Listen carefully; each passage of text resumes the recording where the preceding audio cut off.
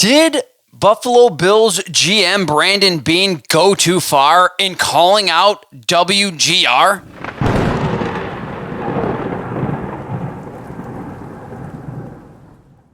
What's up, everybody, and welcome back to another video of Sports Talk Buffalo. So, did the Buffalo Bills GM Brandon Beane go too far, in your opinion, for calling out Buffalo's local sports talk radio, WGR 550? And my initial response is, hell no. Of course not. Of course not. He did not go too far. In case you were living under a rock, here is a brief snippet of what I am talking about. All right. Sounds like 2018 all over with you guys. Well, how so? Well, you guys were bitching in 2018 about Josh Allen. You guys wanted Josh Rosen, and now you guys are bitching that we don't have a receiver.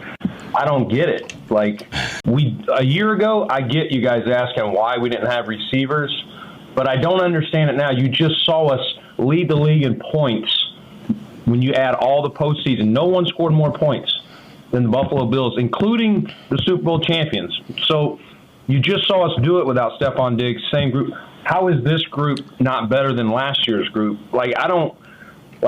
Our job is to score points and win games. Where do we need to get better? Defense. We did that. So I get it. You got to have a show, and you got to have something to bitch about. But bitching about wide receiver is one of the dumbest arguments I've heard. It appears that Brandon Beane has finally had enough of Buffalo sports talk media going unchecked, and he finally called them out.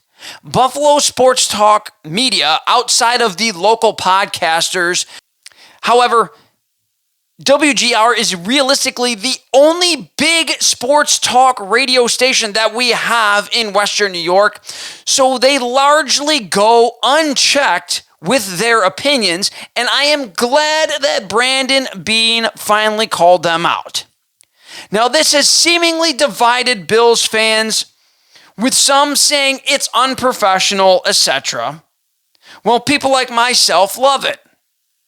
But why do I love it? I love it for multiple reasons, and here's the first one. Beane did what most NFL, or heck, any GM across professional sports would want to do, and that is put sports talk hosts in their place. He called up WGR 550 in the morning show, and he put them in their place by basically telling these guys, you don't know shit. You don't know as much as you think that you know. And that's something that all GMs across all sports likely want to do more of. Brandon Beane just did it. And I love it. I think more GMs should do that by telling some of these guys who have big opinions, who believe they are never wrong, only seem to criticize, that they're wrong and that their opinions are not always good. Here on Sports Talk Buffalo, I try to have the humility to call myself out, especially if you follow me on X at Sports Talk Buff 1. I call myself out when I'm wrong. That is a big thing that I like to do. Am I wrong often? Yeah, sometimes I'm wrong often. I fly by the seat of my pants. I wear my heart on my sleeve. And that is why I think some people like me. I'm not everyone's cup of tea. And I understand that. But if you like a passionate guy who's going to give you his opinion, that's me. Also, I have to be honest. I haven't really listened to WGR in nearly a decade, mainly because of guys like the hosts on the morning show, mainly Jeremy White. When I listened to WGR, guys like Jeremy White had a holier-than-thou seeming mentality, a pompous, know-it-all mentality, and I hate that. I hate that because nobody knows it all in sports. Nobody. Everyone can have an opinion, and that's pretty much it. And the players go out on the field and they play their games. And the thing that used to drive me crazy is, and it wasn't just, the morning show. I'm not just picking on Jeremy White. It happened on a couple other shows also. But they would have callers call in, say their piece. They would hang up on these callers, sometimes midway, mid-sentence, so that they could disagree with them, berate them, and make fun of them, essentially, without giving them a chance, these callers a chance to even defend themselves and defend their position. That is a reason why I stopped listening to shows that are on WGR. I stopped listening to them. All of these guys think that they know more than the average fan. And some of them do know more than the average fan, but guess what? Some of the guys, again, like Built In Buffalo, like Trainwreck Sports, like Buffalo Fanatics, all these guys have similar or better opinions than the guys in WGR. It is what it is.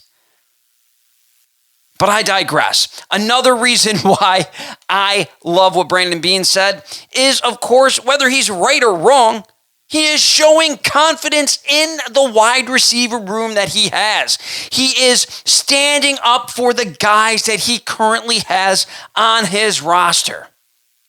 And you got to think about the type of confidence it can give you. Think about your organization and your boss telling you, hey, I got your back. I will stick my neck out and be on all of the national media, and it doesn't matter. I will take the criticism and the heat because I believe in you. Think about what that can do to a player. Think about all the confidence that it can give him to go out and forget all the other hoopla and perform at the highest possible level. That is what something like this does. It gives these guys the confidence to know that their organization has their back and believes in them 100%. That can make a world of a difference for an athlete, for anybody. Imagine at your job, your boss says, I'll take all the heat. Don't worry about it. Go out, do your job because I know that you can do an unbelievable job, even though they want me to hire somebody else. You will have all the confidence in the world to go out and be able to do your job. It's the same thing. They're all people. Of course, they're going to go out and have the confidence that Brandon Beane has their back. And now before everyone's going to jump in the comments and talk about, well, a day later they signed Elijah Moore. Realistically, guys, if you haven't been paying attention, Elijah Moore was scheduled to meet with the Bills before Brandon Beane made those comments. So there's a good chance he might have gotten signed anyway, regardless if Beane makes those comments or not. So that argument can get taken, crumpled, and tossed right out the fucking window. It's a non-argument. It's a non-argument. He's basically saying, I have confidence in the guys that I have brought in. I know that they can get the job done.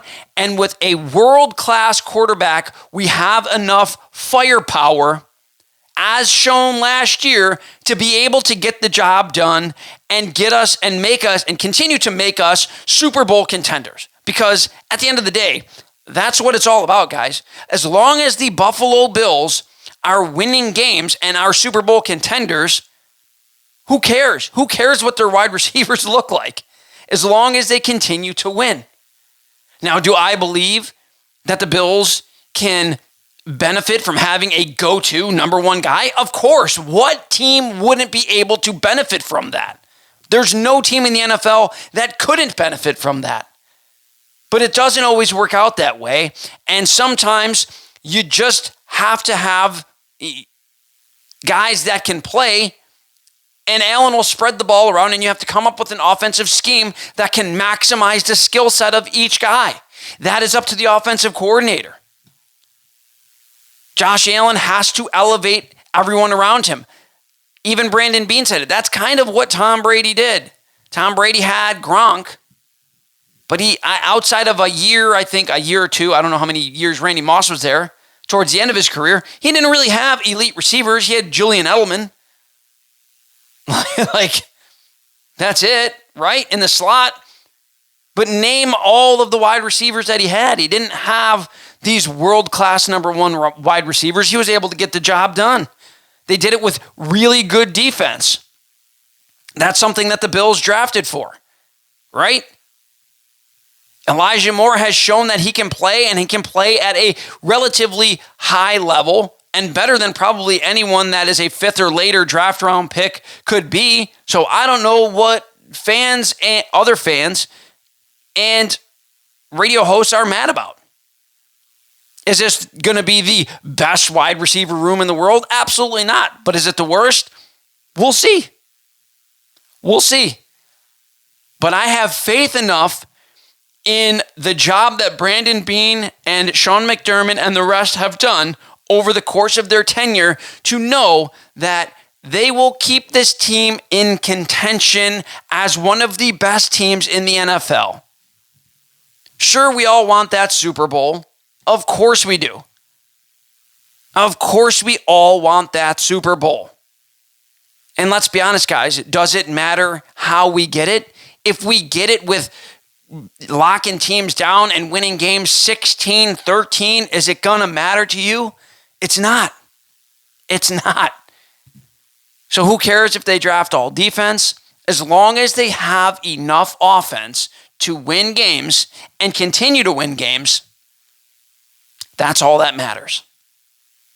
Let me know what you guys think in the comment section below. Again, I try to answer each and every one of you. Also, don't forget to like, subscribe, and hit that notification bell so you guys never miss a video. I talk Bills, Sabres, and the University at Buffalo men's basketball and football teams right here on this page. And as always, have a fantastic week.